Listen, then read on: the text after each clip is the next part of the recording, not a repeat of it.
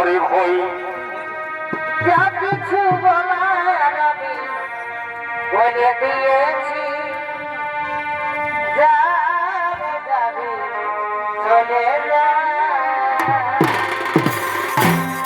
নমস্কার মণিহারি। চলে যা বলে দিয়েছি, যা কিছু বলার আমি বলে দিয়েছি, যাবে যাবে চলে যা।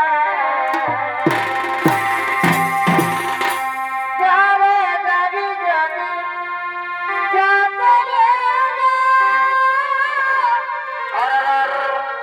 যাবে যাবি যদি যা চলে যা।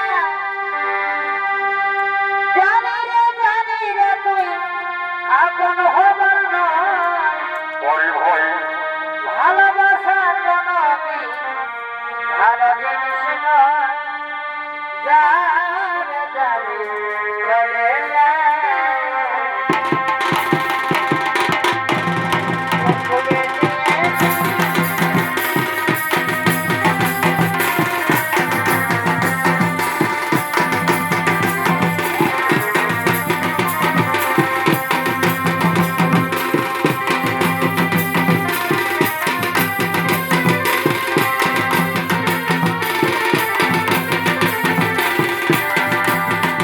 যাবি যাবি যা চলে যা। আরে ভাই আরে বাহ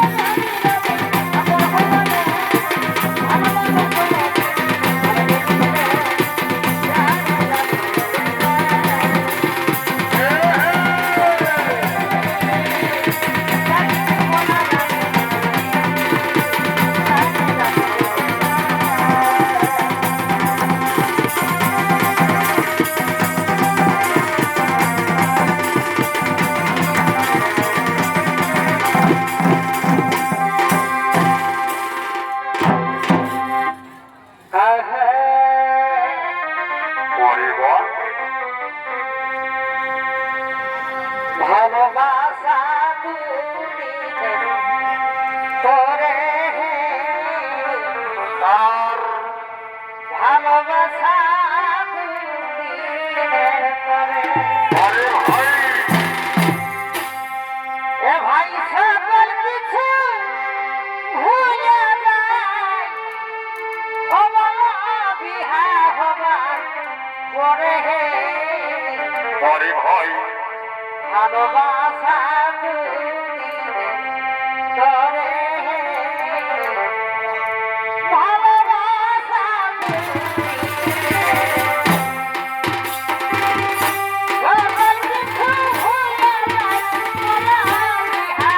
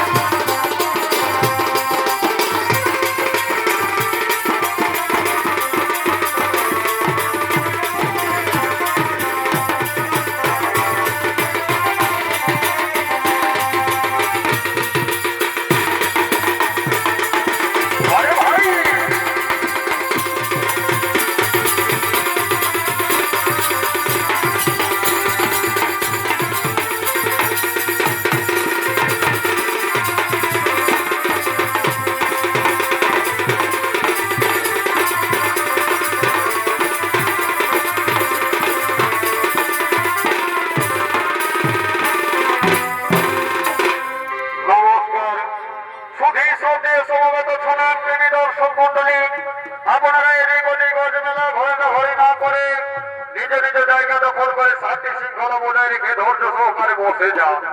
নিজে দেখুন, অপরকে দেখার সুযোগ করে দিন এবং আপনাদের অত্যাধিক প্রচেষ্টায় এই মেলা প্রাঙ্গণ হয়ে উঠেছে সুন্দর, সার্থক ও মধুময়।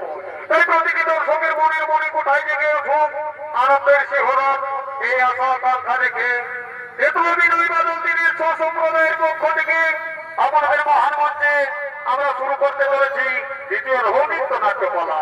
তাই যে পালাখানে মঞ্চস্থ করে দেখাবো, এই পালার নাম হলো অর্থভাবে কলির আগমন পরীক্ষিত রাজার সর্বরঙ্গ।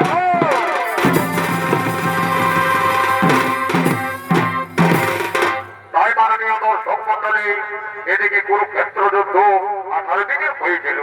সেই কুরুক্ষেত্র যুদ্ধ পরিসমাপ্তিকালে পাণ্ডবগণ তাদের পুত্র অভিমন্যুর পুত্র পরীক্ষিতকে রাজ্য ভার দিয়ে তারা কেদারনাথ পর্বতে চলে গেলেন। এদিকে একদিন দৈবযোগে ঘটে অঘটন। এদিকে অশ্বত্থামা কৌরবদের নির্দেশে ব্রহ্মশির বাণ মেরেছিলেন উত্তরার মাতৃগর্ভে। উত্তরা সেই বাণের তীর সহ্য না করতে পেরে চিৎকার করে করে বলে, ওগো কে কোথায় আছো? আমার গর্ভের শিশু সন্তানকে রক্ষা করো। কে যেন আমার গর্ভের শিশু সন্তানকে হত্যা করতে চলেছে। এমন সময় তার কাছে নররূপী নারায়ণ সাড়া দিয়েছিলেন। তার মাতৃগর্ভে প্রবেশ করে শিশু সন্তান পরীক্ষিতকে রক্ষা করেছিলেন।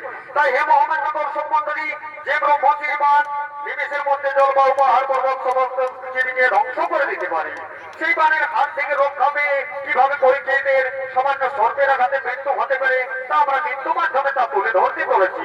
তাই পালার মাধ্যমে কোনো নাচে গানে ঝাঁপে তালে ভুল ত্রুটি হয়ে থাকলে আপনারা নিজ মনে করিবেন মার্জন। শুরু করতে চলেছি হরধর শহীদ রচিত হরিবীর সিং সরকার নির্দেশিত এবছরের পালা।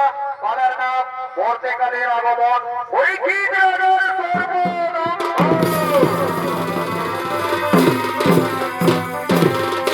তাই এদিকে রাজা পরীক্ষিত নিজ রাজ্য ধর্ম স্থাপনা করতে নাই তিনি অধিষ্ঠিত হলেন। অপরদিকে আজ কলির অত্যাচারে অত্যাচারিত পৃথিবী ও ধর্ম। তারা ধরলেন গাভীরূপ, তার পুত্র ধর্ম ধরলেন কৃষ্ণরূপ। তারা চলেছে ধর্ম রক্ষা করবার জন্য হস্তিনানগরে আগমন করছে। গায়ের স্কুলে বাবুর নাই পড়া ছেলেরা সবাই ঢাল বাজাচ্ছে। পরে ভয় গায়ের স্কুলে বাবুর নাই পড়া ছেলেরা সবাই ঢাল বাজাচ্ছে।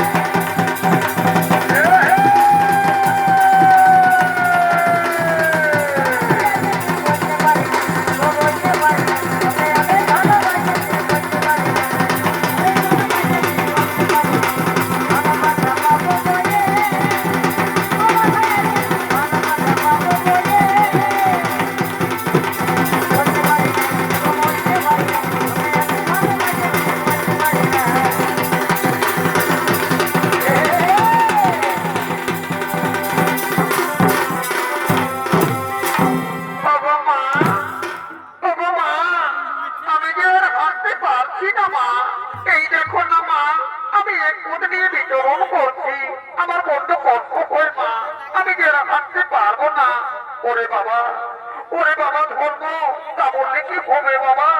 এই দেখ না বাবা, আর একটু পথ বাবা, চল বাবা, আর একটু পথ গেলে আমরা হস্তিনায় পৌঁছে যাবো।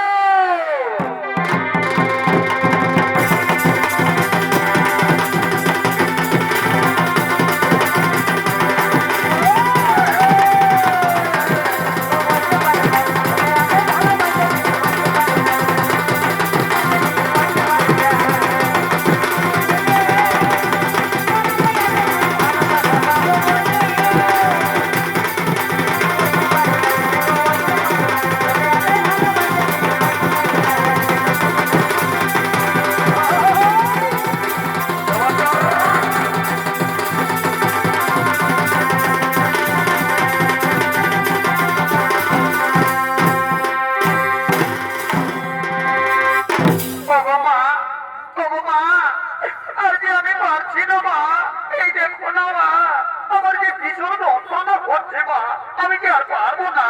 ওরে বাবা, এই দেখ না বাবা, আমরা হস্তিনাথ দাঁড়িয়ে এসে পৌঁছেছি। ওরে বাবা, আমরা বলি কি, চল রাজার জন্য আমরা এখানে প্রতীক্ষা করবো, রাজা এক্ষুনি আমাদের উদ্ধার করবে।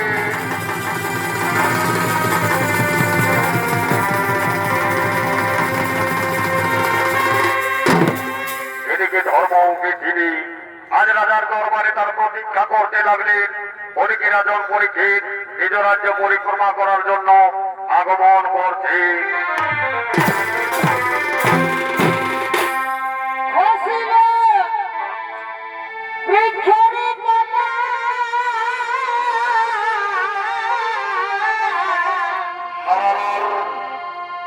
আর না মিটল মনের আশা। হে ঘরে ভয় বেরঙ্গিসা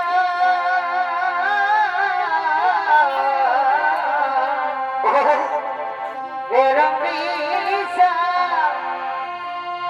খায়ে আমি মরব। ঘরে ভয় সাবধানে আমি ফিরব। চমৎকার।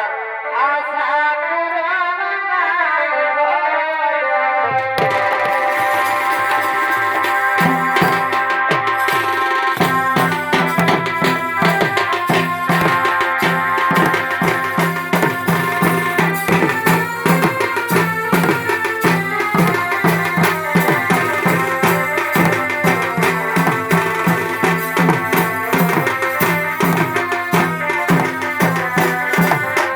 ঘরে ভয়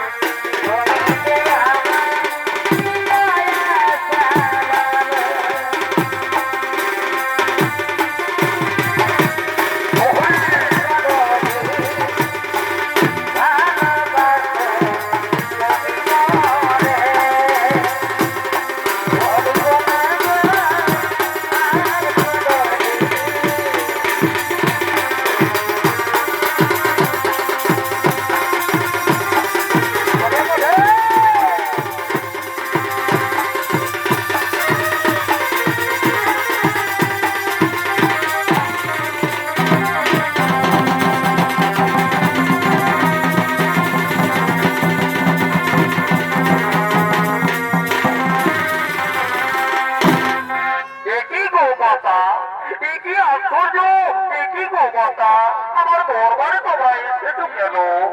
হে রাজন, আমরা এসেছি এই জন্য তোমার দরবারে। আমরা এসেছি তোমার দরবারে আমাদের ধর্ম রক্ষা করবার জন্য। হে কি গোমাতা, আমি সামান্য একজন রাজন হয়ে কি দরকারে আপনাদের ধর্ম রক্ষা করতে পারি? হে রাজন, আমরা তো জানি আপনি একজন ধার্মিক রাজন, আপনার ধর্ম রক্ষা করা আপনার কর্ম, তাই আমাদের ধর্ম রক্ষা করো। হে গোমাতা, আমি খুবই শুনলাম মাতা, এ কি আশ্চর্য!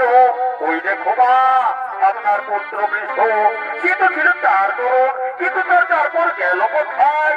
শোনো রাজন, শুনবেন তার পূর্বের বিবরণ।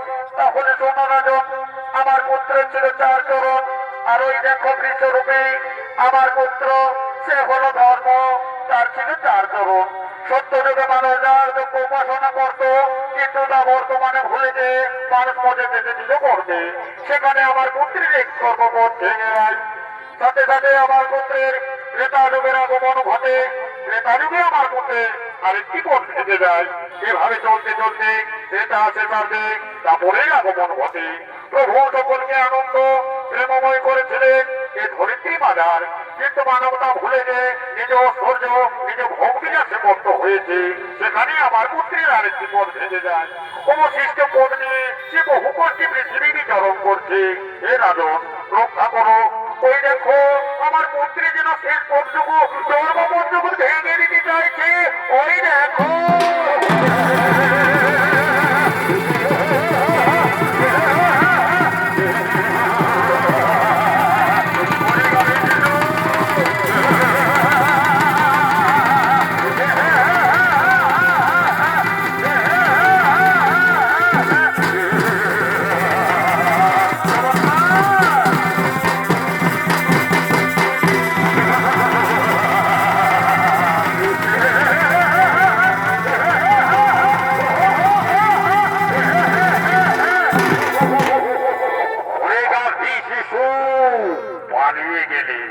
পালিয়ে গেলে কিন্তু এই গলির হাত থেকে তোমার পালিয়ে রক্ষা পাবে না।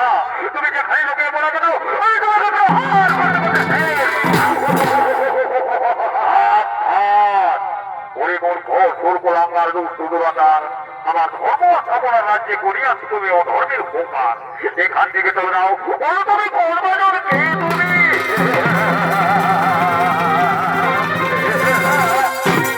মহারাজ, আমায় চিনতে পারলে না? আমি হলাম সত্য ত্রেতা দামোর এই যুগের অবতীর্ণ, আমি মহাকলি। এই মহাকলি।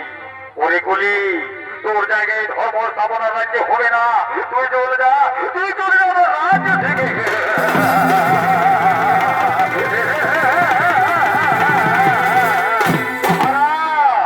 আমি চলে যেতে আসিনি মহারাজ, আমি চলে যেতে আসিনি। আমি চাই আমার রাজ্য ভার, সে চাই যদি না নেবে আমার রাজ্য ভার, তাহলে আমি যুদ্ধ করে হবে। তোমার মনের ইচ্ছা হইবে পূর্ণ। যুদ্ধেই পরীক্ষা হয়ে যাবে।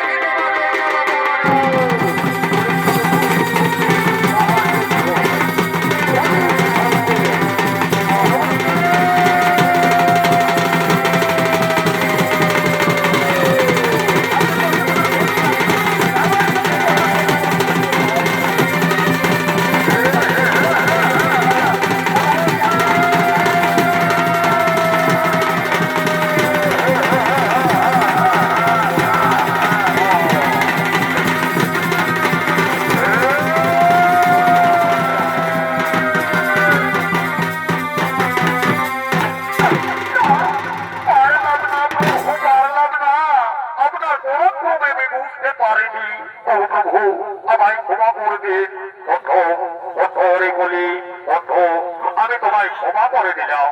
সদরে বলি, আমার ধর্ম স্থাপনার রাজ্যে যেন কোনোদিন তোমায় না দেখি।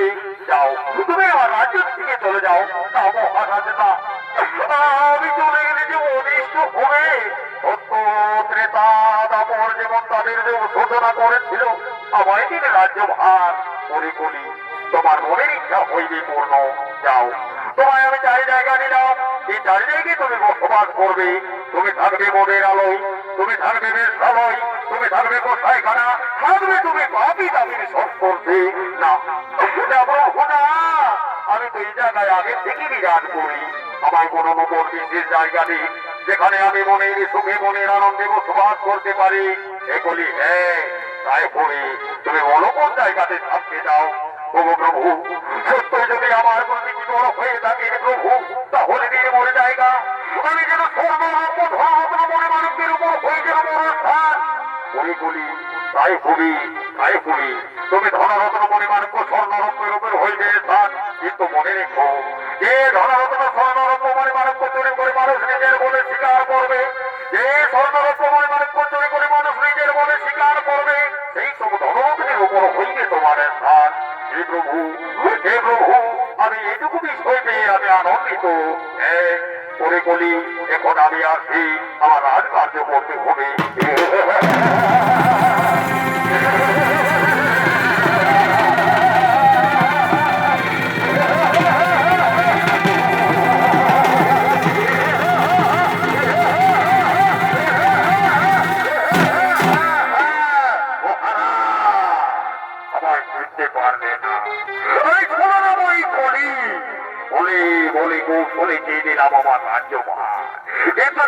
সময় বলে যায় আগত করে যাব হয়ে ভয়ঙ্কর মানুষ দেবী পূজার্জন হয়ে যাবে, চারদিকে বন্ধ হয়ে যাবে, দেবীর পূজার্জন অন্ধকার হয়ে যাবে, অবিনাশিত হয়ে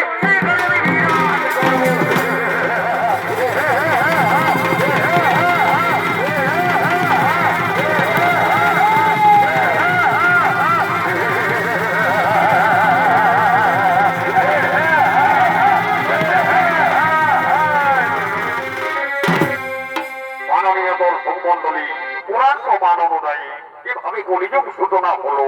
তাই এদিকে কলিযুগ নিজ কলিতার কলিযুগ সূচনা করলে, অপরদিকে বন্দিনা নগরে এক মহাযোগে বসবাস করে নাম তার শ্রমিক মুনি নিত্যদিনের মতো নিজ শ্রমে তপস্যা করার জন্য আগমন করছে।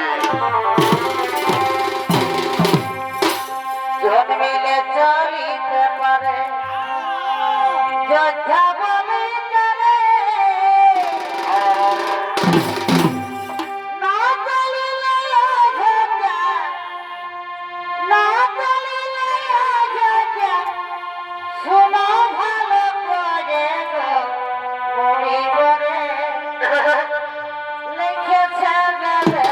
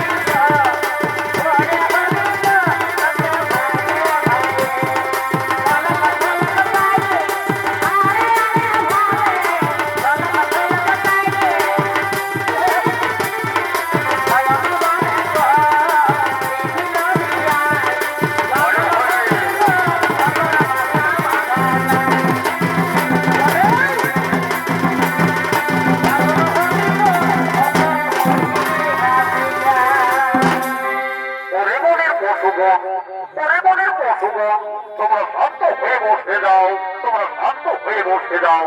তোমরা যদি চিৎকার চেঁচাবে কি করো, তাহলে কি আমার তপস্যায় বিঘ্ন হবে?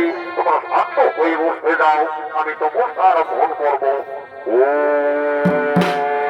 নমো স্বাহা, ওম নমো স্বাহা, ওম নমো। এদিকে শ্রমিক মনে নিজ আশ্রমে নিত্যদিনের মতো ধ্যানে ভগ্ন হলে, অপরদিকে আজ রাজন পরীক্ষিত নিজ রাজ্য পরিক্রমা করার সময় একটি স্বর্ণকমল দেখতে পায়। তাই মাননীয় দর্শক মণ্ডলী, সেই স্বর্ণকমল ছিলেন রাজা জরাসিদ্ধের। মহাবলী ভীম সেই জরাসিদ্ধ রাজাকে বল করে দ্রৌপদীকে এনে দিয়েছিলেন এই স্বর্ণকমল। তাই রাজন ভাবে তার উত্তরসূরি। তাই রাজা তাপা হরিধান করে সঙ্গে সঙ্গে তার কলির প্রবেশ ঘটে, এবং কলির প্রবেশে মন্দির জ্ঞানহীন এবং হয়েছে বিবেকহীন। তাই আজ মনের আনন্দে সমস্ত সঙ্গী সাথী লয়ে বিজয় করার জন্য গভীর অরণ্যে আগমন করছি।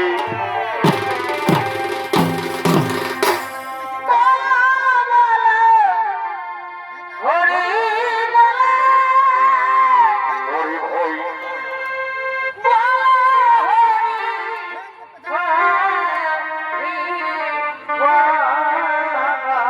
নমস্কার।